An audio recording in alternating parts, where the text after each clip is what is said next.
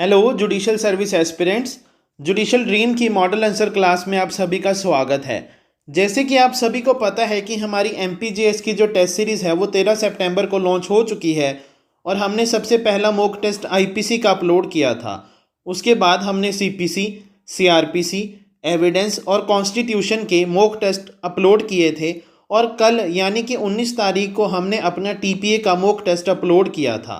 जिन भी स्टूडेंट्स ने हमारी फुल टेस्ट सीरीज़ को बाय किया है उनके लिए ऑल द बेस्ट। परंतु अभी तक जिन भी स्टूडेंट्स ने हमारी फुल टेस्ट सीरीज़ को बाय नहीं किया है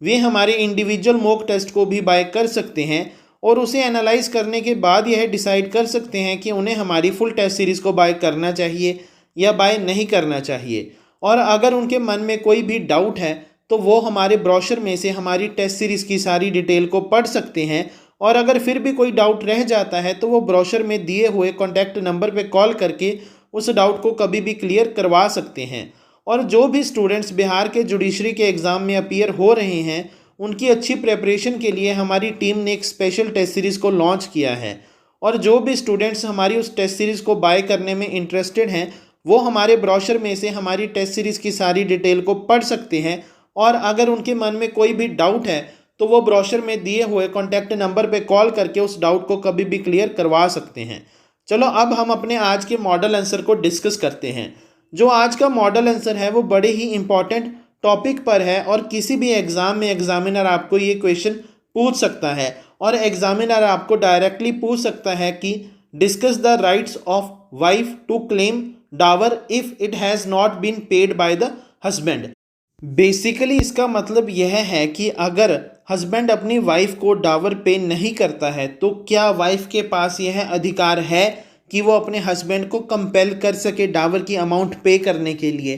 तो अगर किसी भी एग्ज़ाम में आपको ये क्वेश्चन पूछा जाता है तो आपने सबसे पहले अपने आंसर में बताना है कि मुस्लिम रिलीजन में डावर एक ऐसी अमाउंट या प्रॉपर्टी होती है जो कि शादी के समय तय की जाती है, जो हस्बैंड अपनी वाइफ को पे करता है in the consideration of marriage. यह एक पर्सनल अलाउंस होता है जो वाइफ को दिया जाता है बाय द हस्बैंड और इसके दो मेन ऑब्जेक्टिव होते हैं। द फर्स्ट वन इज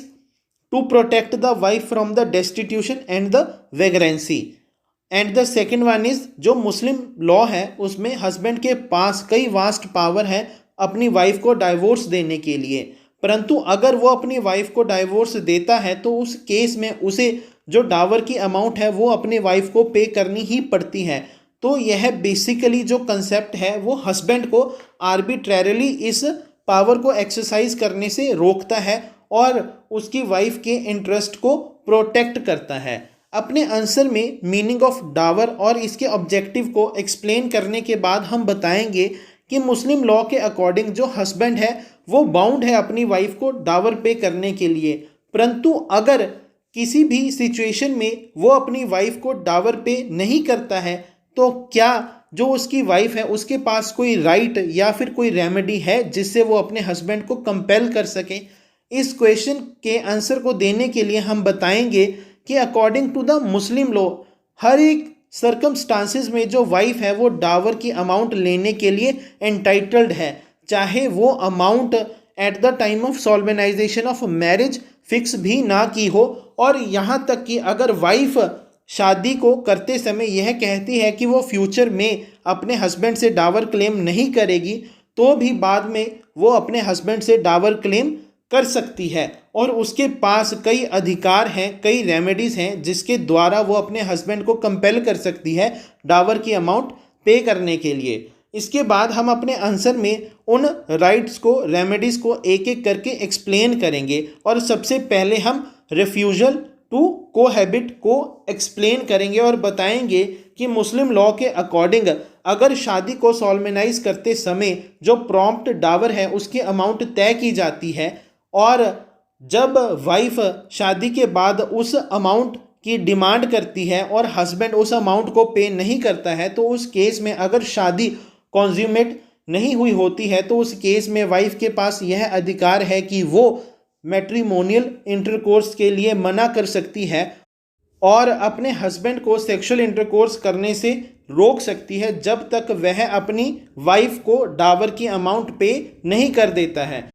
परंतु अगर किसी भी सर्कमस्टांसिस में with the consent of wife जो उनकी मैरिज है वो कॉन्ज्यूमेट हो जाती है, तो उस केस में जो वाइफ है वो अपने हस्बैंड को मैट्रिमोनियल इंटरकोर्स के लिए मना नहीं कर सकती है, परंतु उसके पास यह अधिकार है कि वो डावर की अमाउंट को क्लेम करने के लिए अपने हस्बैंड के अगेंस्ट सूट फाइल कर सकती है। परंतु अगर वो अपने हस्बैंड को मैट्रिमोनियल इंटरकोर्स करने से मना कर देती है तो उस केस में हस्बैंड के पास यह राइट है कि वो रेस्टिट्यूशन ऑफ कॉन्जुगल राइट की डिक्री के लिए सूट फाइल कर सकता है। परंतु इस केस में जो कोर्ट है वो एक कंडीशनल डिक्री ग्रांट करती है और वह हस्बैंड को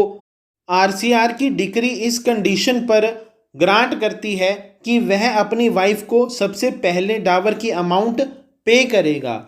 अपने इस राइट को एक्सप्लेन करने के बाद हम अपने दूसरे राइट को एक्सप्लेन करेंगे जो कि right to dower as a debt है। इसमें हम बताएंगे कि according to the Muslim religion जो डावर है वो एक अनसिक्योर्ड डेट होता है और जो वाइफ होती है वो अदर क्रेडिटर्स की तरह ही एंटाइटल होती है अपने हस्बैंड की डेथ होने के बाद उस अमाउंट को क्लेम करने के लिए out of the estate of her husband.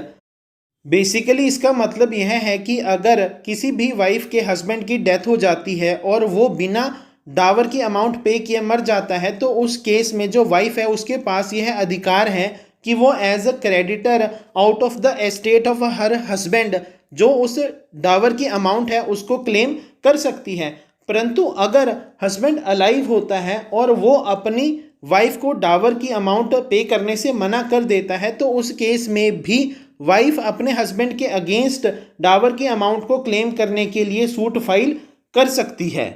परंतु अगर हस्बैंड बिना डावर की अमाउंट पे किए मर जाता है तो उस केस में जो उसकी वाइफ है वो against the hairs of her husband suit file कर सकती है और उनसे डावर की अमाउंट क्लेम कर सकती है। इसके बाद हम अपने केस में कपूर चंद वर्सेस कादा रशिया के केस को एक्सप्लेन करेंगे और बताएंगे कि वाइफ लाइक अदर क्रेडिटर्स जो उसके हस्बैंड के हेयर्स हैं उनके अगेंस्ट सूट फाइल कर सकती है, परंतु जो हेयर्स हैं वो पर्सनली लायबल नहीं होते हैं बल्कि उन्होंने जो भी प्रॉपर्टी उस डिसीज्ड हस्बैंड से एक्वायर की होती है यानी कि उनसे इनहेरिट की होती है वो उतने अमाउंट तक ही लायबल होते हैं और वो उतनी अमाउंट में से ही जो डावर की अमाउंट है उसको पे करते हैं। इसके बाद हम अपने आंसर में right to retain possession in lieu of unpaid dower के राइट को एक्सप्लेन करेंगे और इसमें बताएंगे कि मुस्लिम लॉ के अकॉर्डिंग जो एक वाइफ है वो अपने हस्बैंड के मर जाने के बाद उसके लीगल हेयर्स पर सूट फाइल कर सकती है डावर की अमाउंट को क्लेम करने के लिए और वो जो अमाउंट है वो एक अनसिक्योर्ड डेट की तरह होता है और उस केस में हम वाइफ को क्रेडिटर डीम करते हैं। परंतु अगर उसके मरने से जस्ट पहले वाइफ के पास हस्बैंड की किसी भी प्रॉपर्टी का पोजेशन होता है तो वो उसके मरने के बाद उसके पोजेशन को रिटेन करके रख सकती है जब तक उसको उसके डावर की अमाउंट पे नहीं कर दी जाती है और जब तक उस वाइफ के पास उस प्रॉपर्टी का पोजेशन होता है और अगर उस प्रॉपर्टी से कोई भी रेंट या फिर कोई भी इनकम अराइज हो रही है तो वो वाइफ उस रेंट को या फिर उस इनकम को तब तक एक्वायर कर सकती है जब तक उसके डावर की अमाउंट सेटिस्फाई नहीं हो जाती है। परंतु इसकी कंडीशन यह है कि जो उसने उस प्रॉपर्टी का पोजेशन ऑब्टेन किया है वो लॉफुल तरीके से ऑब्टेन किया होना चाहिए, विदाउट एनी फोर्स या फिर फ्रॉड ऑब्टेन किया होना चाहिए और with the consent of husband या फिर उसके लीगल हेयर्स की कंसेंट से उसने उस पोजेशन को ऑब्टेन किया होना चाहिए। और मुस्लिम लॉ के अकॉर्डिंग उसके पास सिर्फ उस प्रॉपर्टी का पोजेशन होता है और वह उस प्रॉपर्टी को एलियनेट नहीं कर सकती है क्योंकि उसके पास उस प्रॉपर्टी की ऑनरशिप नहीं होती है। इसके बाद हम अपने आंसर में हमीरा बीबी वर्सेस जुबीदा बीबी के केस को एक्सप्लेन करेंगे और बताएंगे कि इसमें प्रीवी काउंसिल ने कहा था कि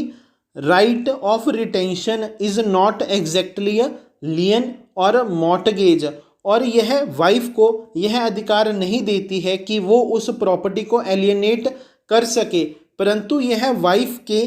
सूट फाइल करने के अधिकार को भी नहीं बार करती है और अगर उसके पास इस प्रॉपर्टी का पोजेशन है तो भी उस केस में वो अपने लीगल हेयर्स के अगेंस्ट सूट फाइल कर सकती है डावर की अमाउंट को क्लेम करने के लिए। और अगर वो सूट फाइल करती है तो अगर उसके पास प्रॉपर्टी का पोजेशन है और वो उस प्रॉपर्टी से जो भी रेंट या फिर जो भी इनकम अराइज हो रही है उसको एक्वायर करती है तो उसकी फुल डिटेल उसको देनी पड़ेगी। तो इस तरह मुस्लिम लॉ में अगर कोई भी हस्बैंड अपनी वाइफ को डावर की अमाउंट पे नहीं करता है तो वो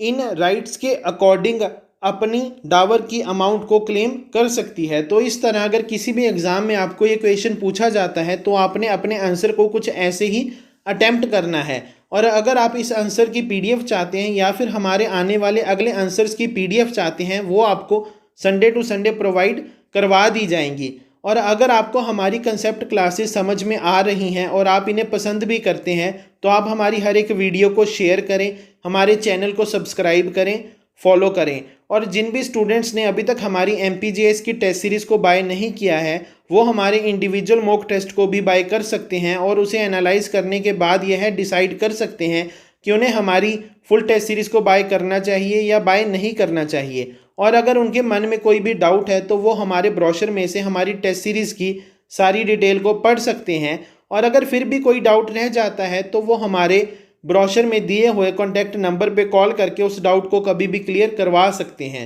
और जो भी स्टूडेंट्स बिहार के जुडिशरी के एग्ज़ाम में अपीयर हो रहे हैं और वो हमारी टेस्ट सीरीज़ को बाय करने में इंटरेस्टेड हैं वो हमारे ब्रोशर में से हमारी टेस्ट सीरीज़ की सारी डिटेल को पढ़ सकते हैं। और अगर उनके मन में कोई भी डाउट रह जाता है तो वो ब्रोशर में दिए हुए कॉन्टैक्ट नंबर पे कॉल करके उस डाउट को कभी भी क्लियर करवा सकते हैं। Thank you.